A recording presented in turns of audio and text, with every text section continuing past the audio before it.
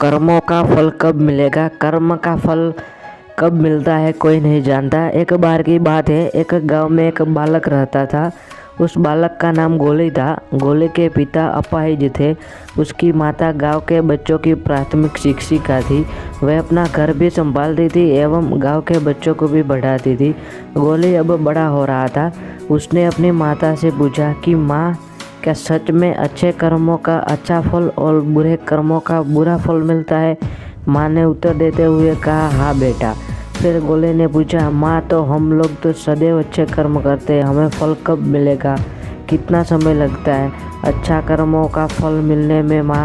माता अपने पुत्र के प्रश्नों को सुनकर हंसते हुए बोली, बेटा ये तो मुझे नहीं ज्ञात है, तुम ही बताओ। तो उलझे हुए गोले ने कहा, मुझे भी नहीं पता माँ। अपने बेटे के उलझन को देखते हुए माता बोली, यह सब छोड़, देख आज खेत से मकई लाई हूँ, चल तुझे पका कर खिलाती हूँ। माता गोली के हाथ पकड़कर उसे रसोई में ले गई। वहाँ मकई पकाने लगी। गोली भी वहीं बैठ गया, परंतु उसके दिमाग में वही प्रश्न घूम रहा था। अगले दिन गोली जल्दी गुरुकुल जाता है। वहाँ जाकर वह गुरुजी के आश्रम के बाहर उनकी प्रतीक्षा करता है। गुरुजी बाहर गोले को देखकर अपनी कुटिया से बाहर आते हैं।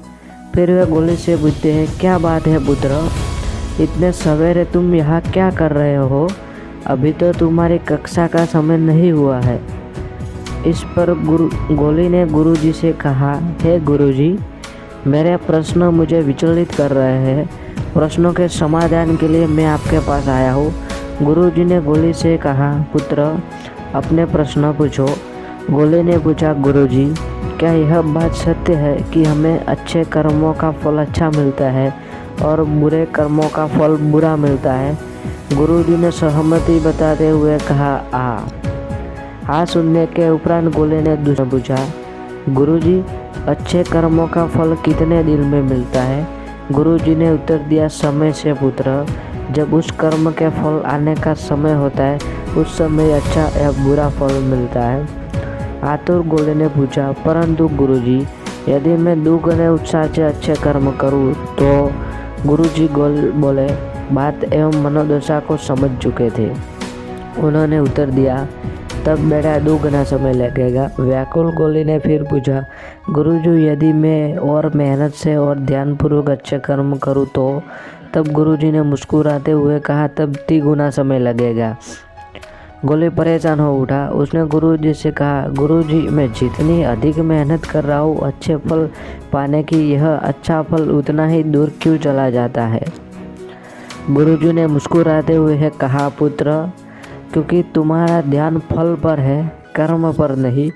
गोली कहता है, मैं समझ नहीं पाया गुरुजी। गुरुजी ने कहा, मेरी बात ध्यान से सुनो पुत्र, तुमने कितने भी अच्छे बीज बोए हैं और तुमने कितने भी अच्छी खेती की हो, जब फसल लाने का समय होगा तभी पता चलेगा कि फसल अच्छी आएगी या खराब। तुम कितनी भी अच्छी खेती कर लो, समय से पहले फसल नहीं आती। तुम कितनी भी बुरी खेती कर लो, समय से पहले बुरी फसल भी नहीं आती। वैसे ही पुत्र, कर्म का फल तो तभी मिलता है जब वह कर्म के फलित होने का समय आता है।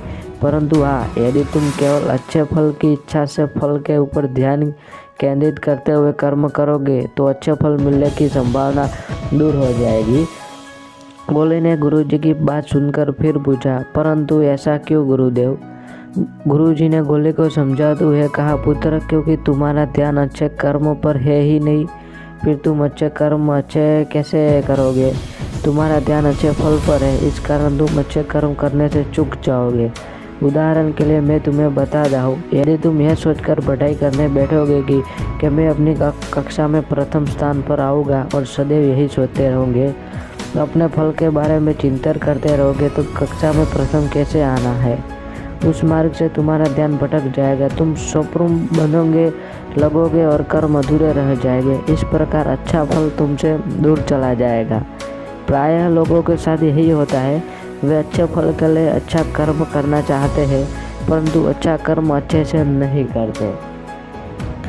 गुरुजी आगे कहते हैं, अच्छे फल के चिंतन से ज़्यादा आवश्यक अच्छे कर्म का ज्ञान है।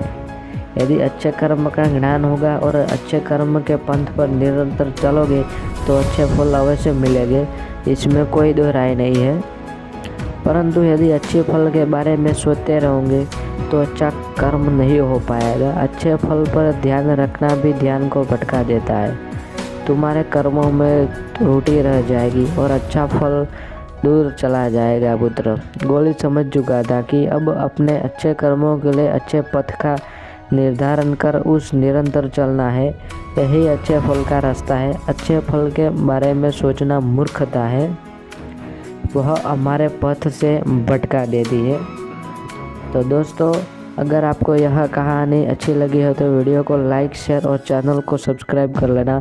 हम आपके लिए ऐसे ही मोटिवेशन से भरपूर प्रेरणादायक कहानियाँ लाते रहेंगे, तो बने रहिए हमारे साथ। धन्यवाद।